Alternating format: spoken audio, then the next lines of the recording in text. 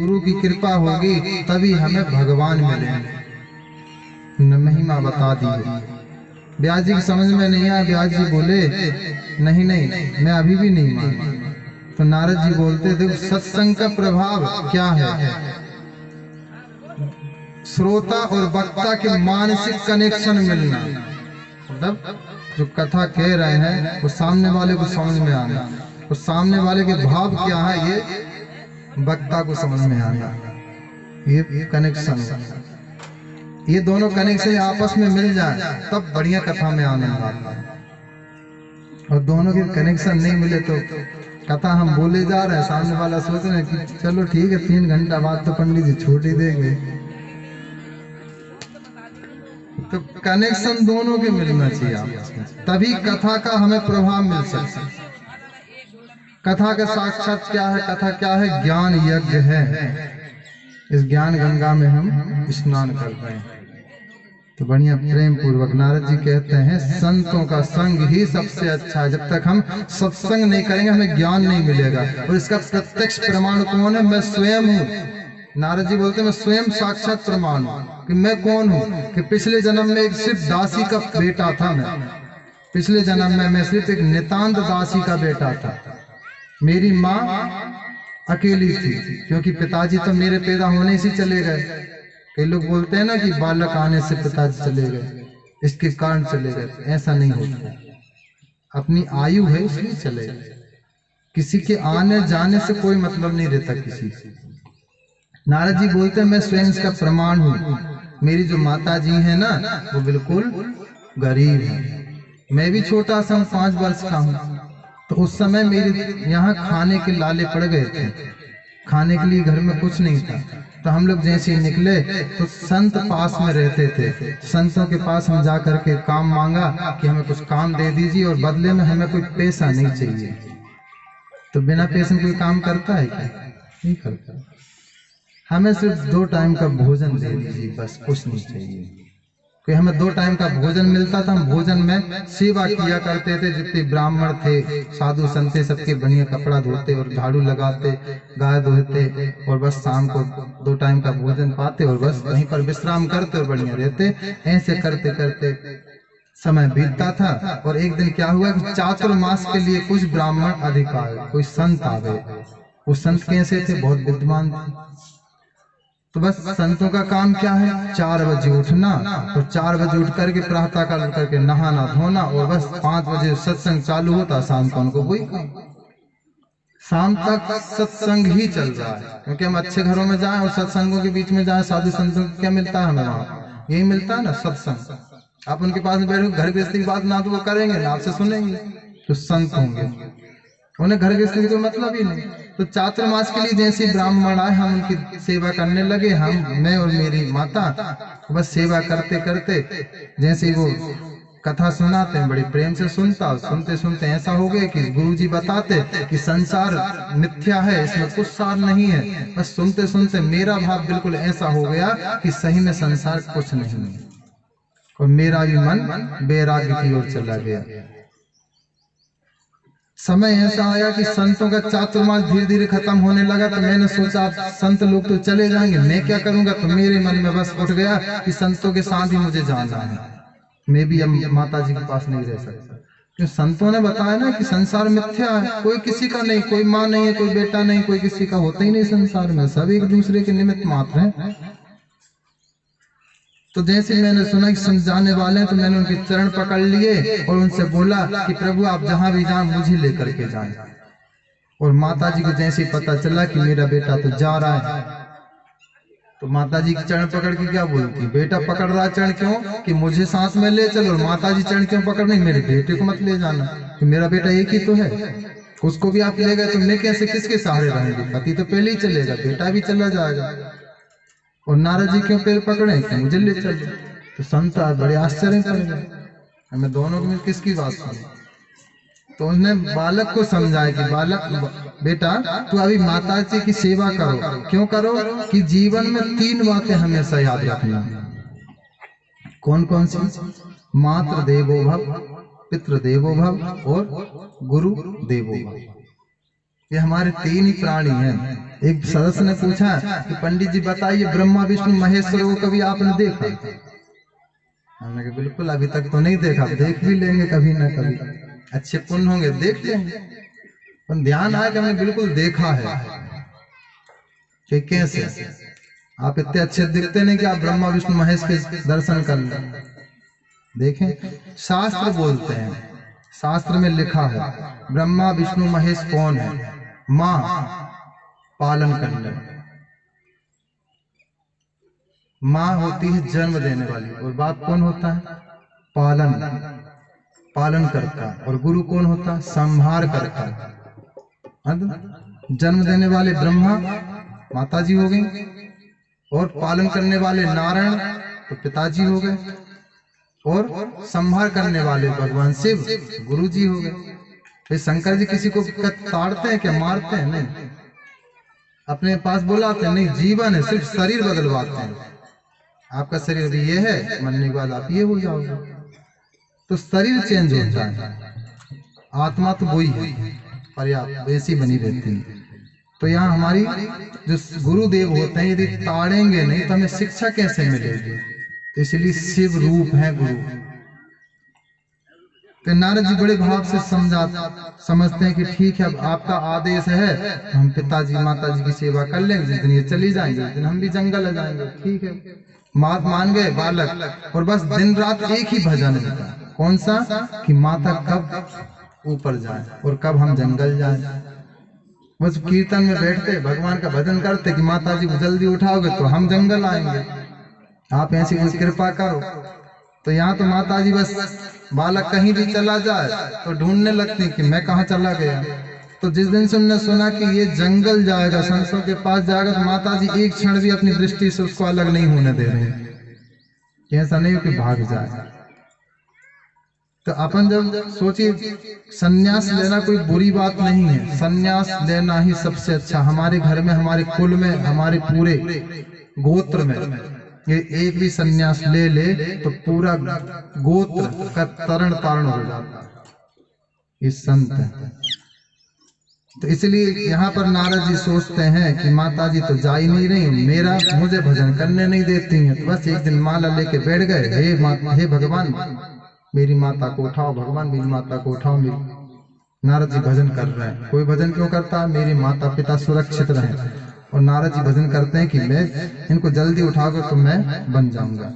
तो माला बस एक दिन भगवान ने सुन ली। एक दिन उनकी माता जी गई, गाय दोहने जा रही थी, बस वहां पर एक सर्प बैठा था, सर्प ने आकर के माता जी को डस लिया, माता जी चली गई। उस नारद जी ने जैसे ही सुना कि मेरी माता जी को सांप ने डस लिया, बड़े प्रसन्न हुए, बहुत अच्छा हुआ, भगवान ने मेरी बहुत जल्दी सुन ली, अब कोई नहीं है रोकने वाला, संसार में कोई है ही नहीं। तो बस भाई ऐसा करना नहीं चाहिए, प्रसन्न नहीं होना चाहिए। माता पिता के दान जाने से क्या होता है? दुख होता है ना। संसार के लोग तो यही करेंगे, हे भगवान कुछ तो छोड़ के नहीं गए, चले गए अकेले, अब मैं किसके सहारे रहूं? ना तो धन छोड़ के गए, ना घर छोड़ के गए, जाना तो चले जाते, हम कुछ तो छोड़ के जाते। ये संसार। तो नारद जी सोचते हैं, और बस मन के अंदर खुशी है, बाहर दुख है। क्यों? क्योंकि माता चली गई है ना, मातृभाव तो है, माता जी चली गई इसलिए इनका दुख है। अब कोई रोकने वाला नहीं, इसलिए खुशी है। तो दो प्रकार के आंसू बहाने लगे। तो यहाँ संतों को बड़े आश्चर्य होता है, दो प्रकार के आंसू कैसे बहते हैं? कि जब हम खुशी में आंसू बहाते हैं ना, तो हमें ठंडे आंसू निकलते हैं। इसकी महिमा बताई, आंसू की महिमा कि हम जब सुख में रोते हैं, कोई टेंशन ना रहे और खुशी के आंसू हो, तो उसको ठंडे आंसू बोलते हैं। हमने कभी देखा नहीं होगा, देखना अजमाना कभी, कि हम जब खुशी में रोते हैं तो ठंडे आंसू निकलते हैं, जब कोई गम में रोते हैं तो आंसू गर्म हो जाते हैं। तो दो प्रकार के आंसू नारद जी बाहर आए, एक आंख से आंसू गर्म निकलते हैं, क्यों? माता चली गई। एक तरफ से ठंडे आंसू इसलिए बह रहे हैं कि अब मुझे कोई रोकने वाला नहीं। तो बस ये सोच करके नारद जी चले जाते हैं, माता जी का पूरा सत्कर्म करते हैं, और बस जा करके जंगल में कीर्तन में रम जाते हैं। कीर्तन करते करके उनको एक दृढ़ दृष्टि निकलती है, एक झांकी आती है मन में। कहते हैं हम जब अच्छे से कीर्तन भजन करो ना, तो हमें भगवान कहीं ना कहीं मन में आकर के बैठते हैं और आपको एक झलक देते जरूर हैं। ये सत्य बात है, कभी आप अनुभव करके देखना। तो यहाँ नारद जी ने बस भजन कर रहे हैं, कोई झांकी दिखी और झांकी बस दिख करके अंतर ध्यान हो गई, तो बालक रोने लगा। भगवान जो झांकी अभी आई थी अचानक अदृश्य कैसे हो गई? तब एक आकाशवाणी हुई कि बालक तेरे अभी ऐसे संस्कार नहीं है, जो झांकी मैंने अभी दिखाई थी झांकी का तुम भजन करो, कीर्तन करो, अगले जन्म में तुम्हारे भगवान प्राप्त हो जाएंगे और ये झांकी आपको हमेशा के लिए रहेगी। तो नारद जी ने बस समाधि ली, भजन में बैठे रहे, बैठे बैठे बैठे बैठे अपने देह का त्याग कर दिया। तो यहाँ पे बोले कि बस उसके लिए मनना पड़ता है, मतलब मुझे पाना है तो मनना पड़ेगा। क्यों मनना पड़ेगा? तो मैं इस जन्म में तुम्हें नहीं मिलूंगा, अगले जन्म में तुम्हें कोई दीक्षा नहीं लेनी, कुछ दीक्षा नहीं लेनी, कुछ भी नहीं लेना, बस भजन करना। तो नारद जी ने सोचा ठीक है, क्यों कोई किसी को मरने का बोलता है? कभी नहीं बोलता। ऐसे ही है सुखदेव जी की कथा, कल बोला था, अच्छे दृष्टांत। देखो कथा क्यों करते हैं हम? कि मोक्ष मिले, है ना, हर चीज से हमें छुटकारा मिलता है। कथा हर चीज से छुटकारा हमें देती है। तो हम यहाँ पर भी यही कह रहे हैं कि हम लोग को मंच पे जो है तोता बिठा देते हैं। तोता की बड़ी अच्छी कहानी, तोता बिठा देते हैं। एक जगह कथा चल रही थी, हम लोग वहां पर सबने बोला कि आप लोगों ने तोता नहीं बिठाया पंडित। और राहुल भैया तोता नहीं बिठाया, तोता बिठाना चाहिए ना पंडित जी। हमने बोला ठीक है। अब वो ही लोग गए और तोता पकड़ के एक जाल फेंक और तोता पकड़ के ले आए, ला के पिंजरा में पैक कर दिया। लो महाराज तोता भी आ गया अपना। अब तोता, यहाँ पंडित जी कथा कह रहे हैं कि बस ये कथा ऐसी कि मोक्षदायिनी है। तोता वहीं से बोल पड़ता है, पंडित जी आप झूठ बोलते हो। कि क्यों? अरे आप तो कह रहे हो कि कथा मोक्षदायिनी है, सब चीज से छुटकारा दे देती है, और आपने तो हमें यहाँ बंधक कर दिया, मतलब हमें बंधन में डाल दिया। और आप कह रहे हैं मोक्ष देती है, काय की मोक्ष? ये हम तो बंधन में आ गए आपकी कथा के चक्करों में। ना आप कहते कि तोता यहाँ बिठाओ, और ना हम तोता कोई जाल फेंकता, ना हम फंसते। कि आप लोग, आपकी कृपा से ही हम यहाँ परिस्थिति है। तो कि तुम अभी अपनी चोंच बंद करो, हम आपको बताते हैं इसका मोक्ष। ठीक है महाराज, कब बताएं? कथा के बाद बताएंगे। तो कथा के बाद तुरंत बोल दिए। तोता ने पूछा बताइए अब। तो पंडित जी ने बोला कि आपको मरना पड़ेगा उसके लिए। तोता बोला जी पंडित जी यार तुम भी, कि आप तो भाई ब्राह्मण हो, मरने की बात कर रहे हैं। अरे कि तुम मर तो जाना, हम बताते हैं कैसे कैसे आपको मरना है। ठीक है। दूसरे दिन की कथा प्रारंभ हुई। आदि कथा में तोता महाराज बिल्कुल ऊपर टांग करके सो गए, और ऐसे सोए कि ऐसा लग रहा लोगों का, अरे तोते महाराज चले गए ऊपर, लगता है ऊपर टांग करके बिल्कुल चित्त पड़े हैं, चोंच बिल्कुल फाड़ दी। लोगों ने समझा ये तो निकल गए। पंडित जी ने बोला कि तोते महाराज को देखो क्या हो गया। तो लोगों ने जैसे ही देखा कि तोता महाराज शांत हो गए, तो उनने बस जैसे ही गेट खोले, तोता महाराज छू पकड़ लो। वहां जाकर दूर जाकर कहते हैं गुरुजी बहुत अच्छे, आपने सही बोला था। क्या बोला था? मरना पड़ेगा, मरोगे तभी छुटकारा है। तो जीवन का भी यही सार है। नारद जी से क्या बोला आकाशवाणी? मर जाओ, मरोगे तो ही हमें मुक्ति मिलेगी। तो तोता ने भी यही बोला था, महाराज आप धन्य, आपने सही बोला था, मरना पड़ता है इस चीज के लिए। तो हम तोता, आपने यदि नहीं बताते हम बंधक में रहते।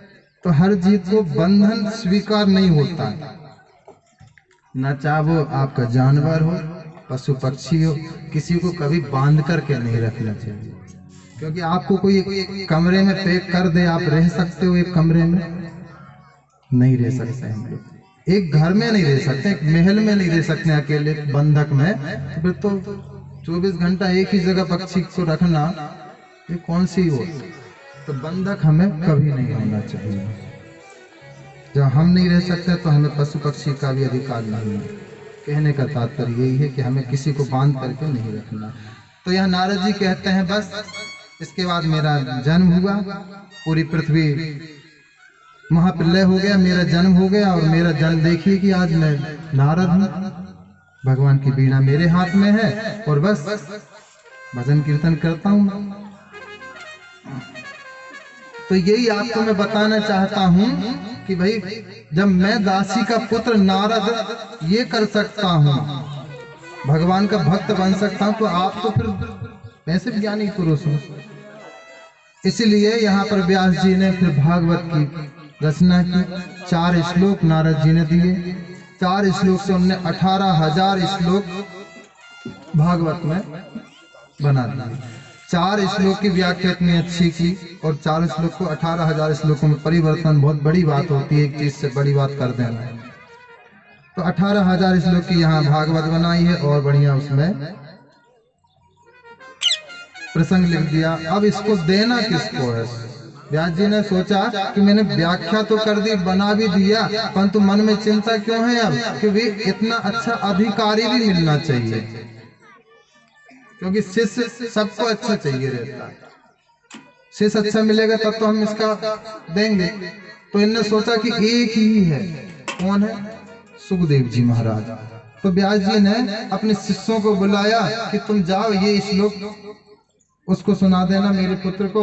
तो जैसे ही सुनेगा भागा भागा चला आएगा। तो ठीक है, कौन सा श्लोक सुनाया? बरहा पीड़म नटवर वपुः कर्णयोः कर्णिकारम् बिभ्राद वासः कनक कपिशं वेदयन्तीं च मालम्। ये आधा श्लोक सूत जी के सामने शिष्यों ने पढ़ा तो सूत जी की जो समाधि में लीन है तुरंत जाग गए। सोचा भगवान कितने सुंदर है। आधे श्लोक में तो सुखदेव जी आकर के बोलते हैं और सुनाओ ना। शिष्य नहीं सुनाते, आपको ज्यादा सुनना है तो गुरुदेव के पास है। तो सूत जी ने सोचा होंगे कोई भगवान, हमें क्या लेना देना। आकर के फिर समाधि में लीन हो जाते हैं। सुखदेव जी व्यास जी पूछते हैं शिष्यों से, आए कि उठे तो थे, वापस से फिर बैठ गए। तो कही ठीक है ये श्लोक और सुना दो जाकर। अहो बकीयं स्तन कालकूटं जिन्दासयापय यद्यपि साध्विः लेवे गतिं धातृचित्तं ततोऽन्यं कं वा दयालुं शरणं व्रजामि।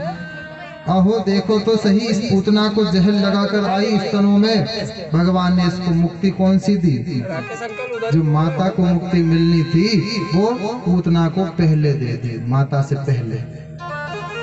जैसे सुखदेव जी ने सुना कि भगवान इतने ही अच्छे हैं कि बताओ अपनी माता जो यशोदा को मुक्ति देनी थी तो इसने पूतना राक्षसनी को दे दी। तो जैसे सुना सुखदेव जी महाराज दौड़ करके व्यास जी के पास चले गए और बोले हमें वो भागवत सुनना है, भागवत का अध्ययन करना है। तो यहाँ पर सुखदेव जी ने भागवत पढ़ी। अब यहाँ पर एक प्रसंग आता है, कोई अपने बेटे की बड़ाई कर दे, गलत बात। अपने बेटे की कभी बड़ाई नहीं करना चाहिए अपने मुख से। अपने घर में किसी भी सदस्य की आप बड़ाई करोगे ना तो आपके सिर पे ही नाचेगा। तो अपन क्यों बढ़ाएंगे? बढ़ाना दूसरा कोई कहे कि तुम्हारा बालक कितना अच्छा है तो तुम्हें सुकून मिलना चाहिए। तो यहाँ भी व्यास जी के मन में आ गया कि अब मैं भागवत का ज्ञान तभी दूंगा जब ये निर्णय ले लूं कि इनको क्रोध तो नहीं आता, काम पर विजय इनने पाई है कि नहीं। तो इसका निर्णय कौन करेगा? जनक जी। जनक जी के पास उनको पहुंचा देते हैं कि, और जनक जी को इशारा कर देते हैं कि मेरा बेटा आ रहा है, इनकी परीक्षा लेना। तो जनक जी ने बोला ठीक है। और महाराज सुखदेव जी उनके द्वार पर खड़े हैं और द्वारपालों से जनक जी बोल देते हैं कि सुखदेव जी आ रहे हैं, उनको गेट पे खड़ा कर देना। द्वारपालों को खड़ा कर देते हैं कि महाराज व्यस्त हैं, आप नहीं जा सकते हो।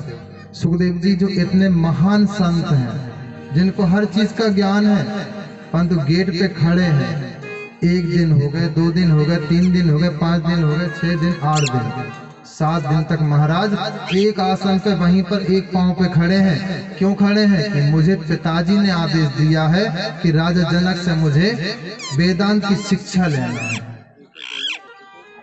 देखो, इतना संत, इतना ज्ञानी कोई खड़ा हो सकता है?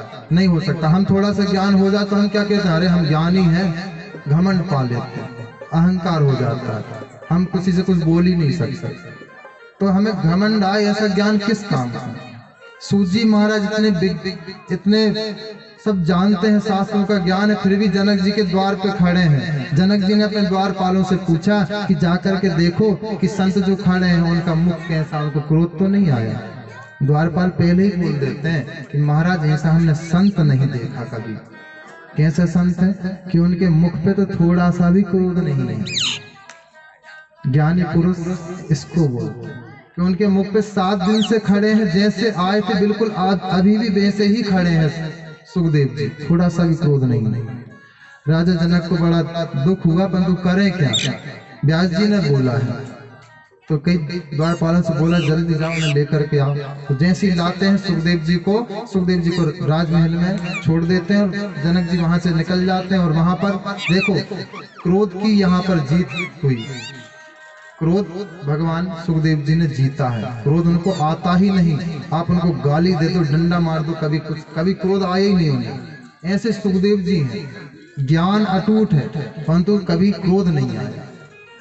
राजा जनक ने बोल दिया इशारे से कि राजा कि हम बोल रहे हैं कि इनको क्रोध पे इन्हें विजय प्राप्त की। अब इनकी परीक्षा है काम पर विजय प्राप्त की है कि नहीं। तो राजमहल में ला करके उनके कमरे में बिठा दिया और बड़ी अच्छी दासियों को उनके पास पहुंचा दिया। और जो हमारे सुखदेव जी कैसे हैं, लंगोटधारी, सुंदर स्त्रियों को उनके पास बैठा दिया। कोई उनकी सेवा कर रही है, कोई बढ़िया पंखा झुला रही है, कोई हाथ से भोजन करा रही है, कोई उनके बढ़िया गले से लग रही है, बढ़िया सेवा चल रही है सुखदेव जी। परंतु उनका कोई भी फर्क नहीं पड़ा। सुखदेव जी ने वहीं खड़े होकर के देख रहे हैं। तो उनने बस जैसे उनने देखा कि सुखदेव जी को किसी चीज का कोई फर्क ही नहीं है, तुरंत आकर के जनक जी उनके चरणों में पड़ गए कि संत जी मुझसे बहुत बड़ा अपराध हुआ है, आप मेरे अपराध को क्षमा करें, क्योंकि मेरी ये सोच नहीं है। आपके पिताजी ने आदेश दिया था, इसलिए मुझे ये सब करना पड़ा। उनने बोला था वेदांत की शिक्षा कि आप तो परम वेदांती हो, आपके जैसा अभी तक मैंने कोई विद्वान नहीं देखा, वेदांती नहीं देखा, मैं आपको क्या शिक्षा दूंगा, आप तो स्वयं। इसलिए वहां साष्टांग दंडवत करते हैं और इशारा कर देते हैं कि काम क्रोध सब पे इनने विजय प्राप्त करी है। तो सुखदेव जी वापस आते हैं और व्यास जी से बढ़िया भागवत पढ़ते हैं। भागवत के बाद देखो एक चीज और है, यहाँ पर हम जनक जी जो है, जनक जी सब जानते होंगे किसके पिता हैं। जनक जी किसके पिता हैं, कोई जानता है? रामायण सभी पढ़ते हैं। राजा जनक जो है किसके पिता है? माता सीता के। तो राजा जनक जी का सीधा सा नाम क्या है ये किसी को पता नहीं होगा। राजा जनक के नाम से हम उनको जानते हैं, राजा जनक जी का ओरिजिनल नाम जो है वो कौन सा है? क्योंकि एक पदवी का नाम होता है। पदवी कौन सी है? हमने यहाँ का एक पार्षद नियुक्त कर दिया। पार्षद एक पदवी हो जाती है, पार्षद। पर पार्षद के आगे पीछे नाम होता है ना, कि वो व्यक्ति अमुक व्यक्ति पार्षद है, अमुक व्यक्ति विधायक है, अमुक व्यक्ति, वो पदवी है। परंतु नाम तो कुछ और ही होगा। तो राजा जनक जो है, जनक जो है एक पदवी मानी जाती है। उनके राज्य में ये पदवी है, कई पीढ़ियों से चली आ रही राजा जनक की। परंतु उनको एक ज्ञान प्राप्त शुरू से है। कौन सा ज्ञान? कि इनके राज्य में हमेशा एक को तत्व ज्ञान हमेशा बना रहेगा। ये एक संत ने उनके जो पूर्वज है उनने उनको आशीर्वाद प्रदान किया था कि आपके हमेशा एक ज्ञान बना रहेगा। तो वो राजा जनक जो है पदवी का नाम है। जो सीता जी के ओरिजिनल जो पिता हैं उनका नाम है शीरध्वज। ध्यान रखना इस बात का। माता जी सीता जी के जो पिताजी उनका नाम है शीरध्वज। क्षीरध्वज उनके पिताजी का नाम।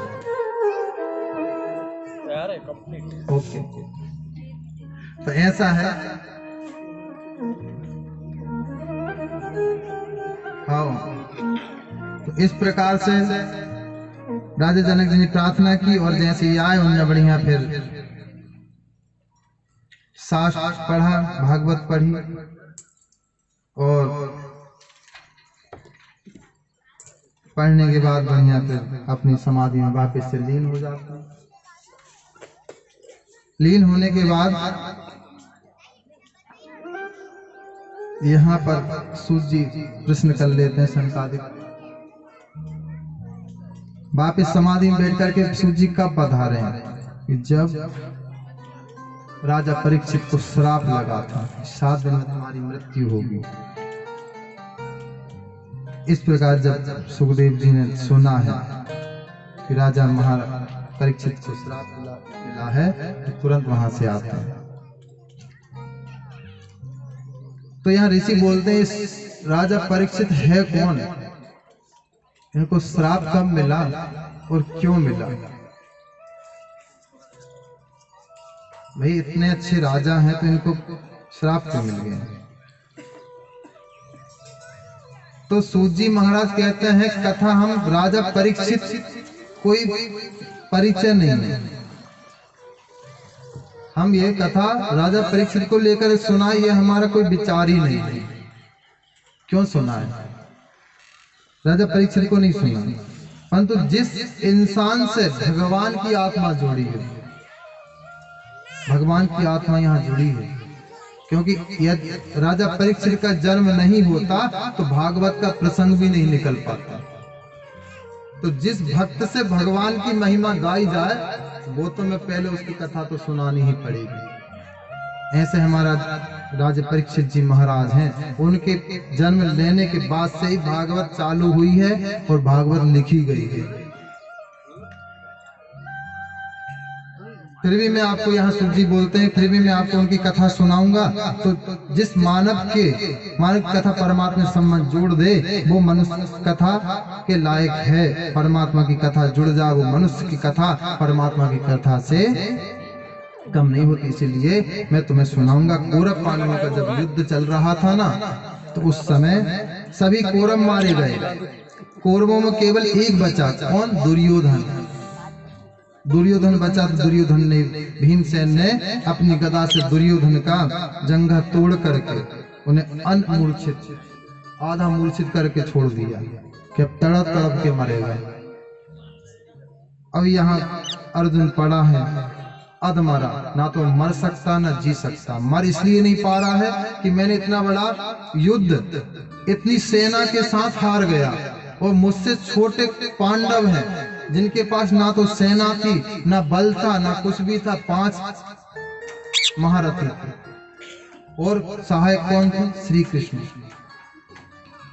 मेरे आधा भी नहीं है पांडव, फिर भी मैं इतनी सेना को लेकर के आज आधा मरा पड़ा हूं और वो अभी जीवित है, इसलिए यहाँ दुर्योधन मर भी नहीं पा रहा। सोच है ना, गंदी सोच कि मैं क्यों मरूं, अभी जब तक उनका अनिष्ट नहीं देख लूंगा तब मरूंगा नहीं। तो ये देख करके अश्वत्थामा उनके पास आते हैं। अश्वत्थामा बोलते हैं मित्र क्या है ये हालत तुम्हारी, किसने की, कैसे हुई, मेरे लिए कोई आज्ञा है कि मेरे की एक ही आज्ञा है, मैं सुकून से मरूंगा परंतु कब मरना चाहता हूं जब 5 पांडवों का सिर मेरे सामने हो। तुम मेरे इतना कर सकते हो तो मैं सुकून से मर सकता हूं। अश्वत्थामा ने कहा ये कौन सी बड़ी बात है, अभी ला करके देखते, कोई बड़ी बात थोड़ी है। देखिए युद्ध यदि हम नहीं जीत सकते तो छल करना पड़ता है उसमें। तो यहाँ पर अश्वत्थामा ने वही किया है, छल से। अश्वत्थामा गया और जाकर के जहाँ 5 पांडव पड़े थे, श्री कृष्ण को पता चला कि आज इनका अंत समय है, तो उन्होंने 5 पांडवों को उठा दिया और 5 पांडवों के जो द्रौपदी के पुत्र वहां थे उनको ला करके उन्होंने वहां पर सुला दिया। श्री कृष्ण ने पांडवों की रक्षा कर ली और पांडव पुत्रों को वहां पर सुला दिया। अश्वत्थामा आया आधी रात में और 5 पांडवों के जो पुत्र सोए थे उनकी गर्दन काट करके सिर लेकर के अर्जुन के पास पहुंच गए, दुर्योधन के पास पहुंच गए। दुर्योधन से बोले, लो मित्र, अब तुम सुकून से मर सकते हो। दुर्योधन भी बड़ा खुश हो गया, अरे वाह, आपने मेरे इतना बड़ा काम कर दिया, मैं सुकून से बिल्कुल मोक्ष मुझे मिल जाएगा, कामना कुछ है ही नहीं। जैसे अश्वत्थामा सिर निकाल कर देता है दुर्योधन को, जैसे ही देखता है बड़ा कष्ट होता है। अरे अश्वत्थामा, तुमने ये क्या कर दिया,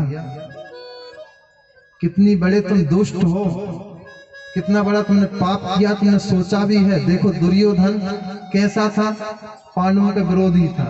जब उसने देखा कि 5 पांडवों के पुत्रों की इसने गर्दन काटी तो वो भी सोच में पड़ गया कि तेरे से बड़ा, अश्वत्थामा से बोलते हैं, तुमसे बड़ा कोई पापी नहीं हो सकता है। तुमने इतना बड़ा पाप कर्म किया है कि मेरे वंश को ही तुमने खत्म कर दिया। मेरा वंश इन्हीं से तो चलना था। देखो कौरव पांडव कोई अलग नहीं है, आप जानते हो ना, कौरव और पांडव कोई अलग नहीं है, एक ही 2 भाइयों के पुत्र हैं। ये पांडव पांडु के पुत्र हैं, राजा पांडु उनके पुत्र हैं, और कौरव किनके पुत्र हैं? धृतराष्ट्र। दोनों भाई हैं ना सगे, इनमें कोई अंतर नहीं। तो दुर्योधन बोलता है, तुमने सबसे बड़ी गलती की है कि मेरे जो वंश है तुमने बिल्कुल खत्म कर दिया। अरे मेरे वंश में तो यही पानी देने वाले तो बचे थे, इनसे तो मेरी पीढ़ी चलती, तो अब तुमने बिल्कुल निर्वंश कर दिया।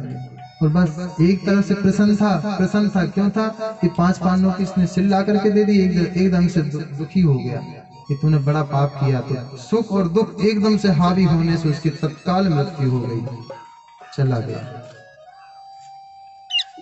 अब यहाँ पर जैसे ही माता द्रौपदी को पता चला कि मेरे बालक अश्वत्थामा ने मार दिए हैं, बड़ा रुदन करती, बड़ा क्रोध आता है, और इतने जोर से रुदन करते हैं जितने भी वहां पर थे राजमहल, सबको बड़ा दुख हुआ। और आकर के एक एक करके बोलते हैं द्रौपदी जी से कि आप आज्ञा दीजिए, क्या करना है, उसका गला काटना है, उसको बार बार मारना है, क्या करना है, आप आज्ञा दीजिए, बस वो ही होगा।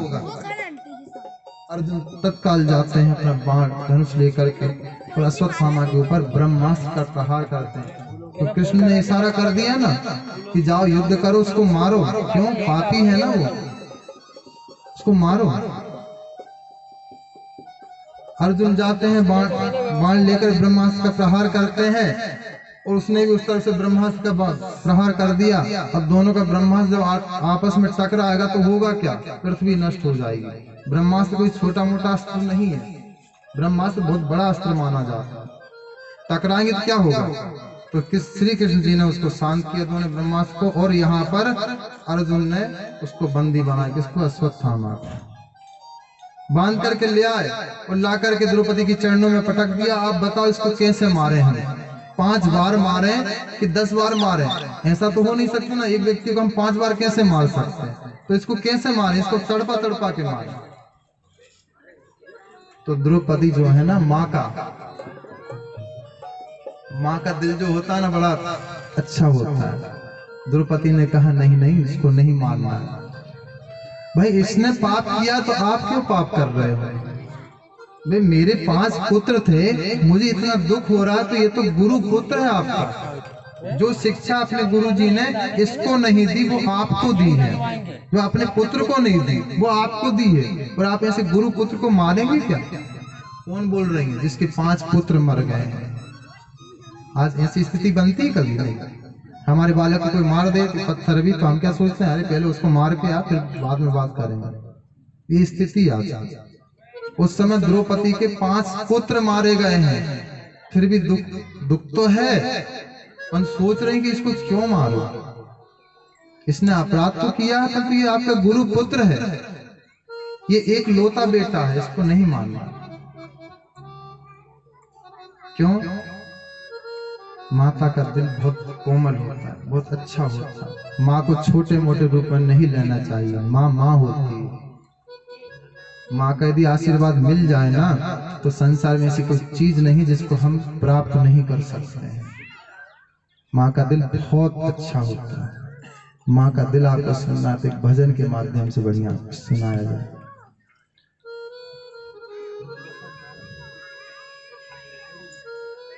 माँ का दिल कैसा होना चाहिए? माँ हमेशा माँ होती, माँ को कभी डांटो मत। ये आजकल के बच्चों की बात बता रहे हैं। जो बच्ची होते हैं, बच्चे होते हैं, माँ को बड़ा डांटते हैं। अरे तूने खाना नहीं बनाया, भोजन नहीं बनाया, अरे माँ तूने झाड़ू नहीं लगाई, मेरे बिस्तर नहीं लगाया। क्या है, अपना काम स्वयं करना सीखो ना। माँ हर दुख सहन करती है, फिर भी किसी से कुछ बोल नहीं पाती है। ये माँ का दिल है। माँ का यदि आशीर्वाद प्राप्त हो जाए तो पूरी दुनिया में कोई भी चीज, इसीलिए हम माँ तू कितनी अच्छी है।